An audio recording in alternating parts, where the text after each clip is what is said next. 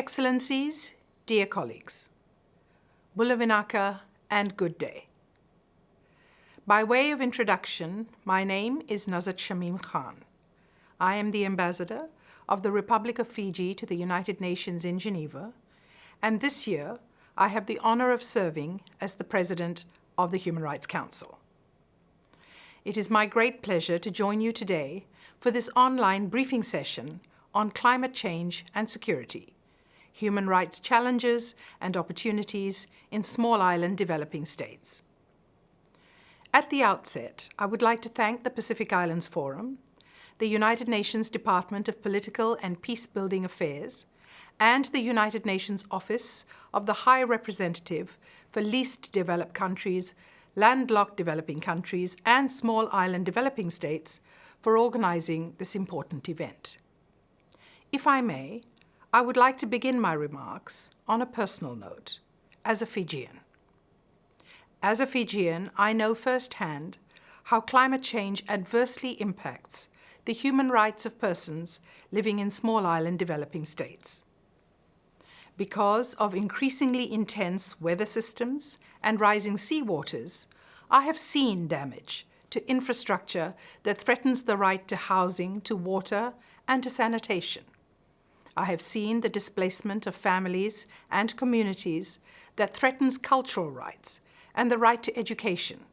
And I have seen the slow and sudden onset natural disasters that threaten the right to life. And I cannot emphasize enough that these threats are particularly acute for vulnerable populations.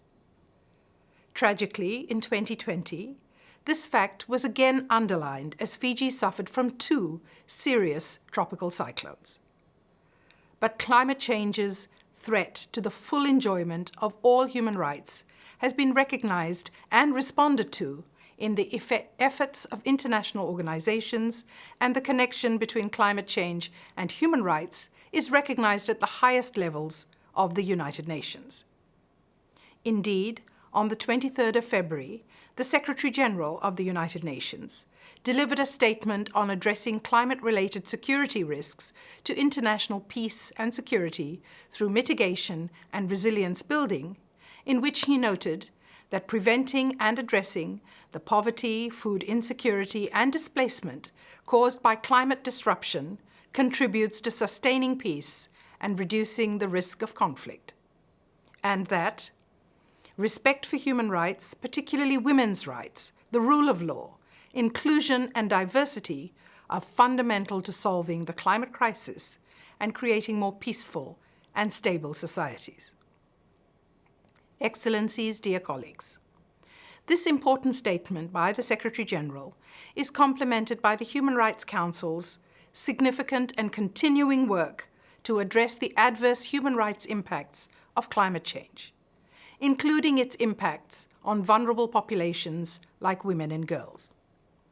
For example, at its recent 46th session, which concluded on the 24th of March, the Council adopted a resolution entitled Human Rights and the Environment, which extended the mandate of the Special Rapporteur on the issue of human rights obligations relating to the enjoyment of a safe, clean, healthy, and sustainable environment. Importantly, the resolution requested that the Special Rapporteur apply a gender perspective by considering the particular situation of women and girls and identifying gender-specific discrimination and vulnerabilities when addressing climate change and environmental degradation. This resolution is just one example of the Council's important and enduring work on climate change and human rights. Indeed, every year since 2014, the Council has adopted a resolution on human rights and climate change.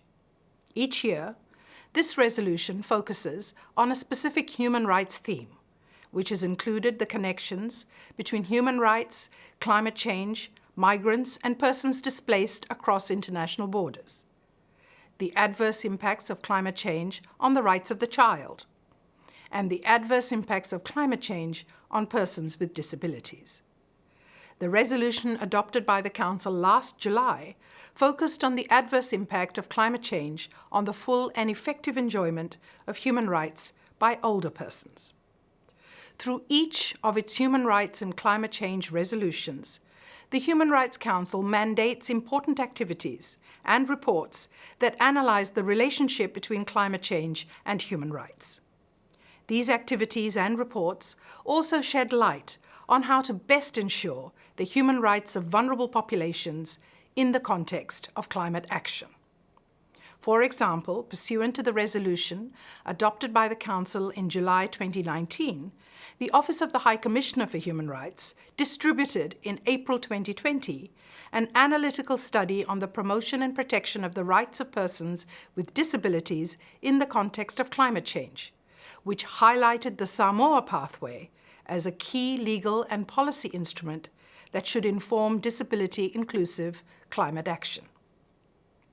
Further, the Council has taken timely action on climate change's impact on human rights in the context of contemporary challenges, like the COVID-19 pandemic. During the first lockdown last spring, the Council adopted by consensus a President's Statement that recognized the wide range of human rights implications of the pandemic, including by emphasizing the importance of timely, equitable, and unhindered access to medicines, vaccines, diagnostics, and therapeutics, including for persons affected by natural disasters or climate change. This President's Statement mandated the High Commissioner for Human Rights to prepare a report on the impact of the COVID-19 pandemic on the enjoyment of human rights around the world, which the High Commissioner presented to the Human Rights Council during its recently concluded 46th session. I was pleased to see that the High Commissioner's report included a number of insightful recommendations for climate action, including to ensure that any new investments to relaunch economies are in accordance with the 2030 Agenda for Sustainable Development and the Paris Agreement on Climate Change, and to ensure that all COVID-19 recovery policies accelerate the transition to zero-emission economies in a manner that contributes to the realization of all human rights. Excellencies, dear colleagues, if I may, I would like to conclude my remarks by underlining the connection between human rights and climate change to effectively mitigate and eventually prevent the negative human rights impacts of climate change. We must ensure that inclusivity, diversity, and gender equality are properly considered when taking any climate action. Unless and until we put people, and especially those who are disproportionately affected by the adverse effects of climate change, in the center of climate policy making and climate policy implementation, we will make no progress in reducing the vulnerability of all people to the adverse effects of climate change, nor to effective steps to reduce the harmful conduct which endangers our environment. Only then will we be able to formulate and implement effective and ambitious climate action that is anchored in the lived experience of those most vulnerable and is truly responsive to all people. I thank you for your attention. Vinaka Vakalevu.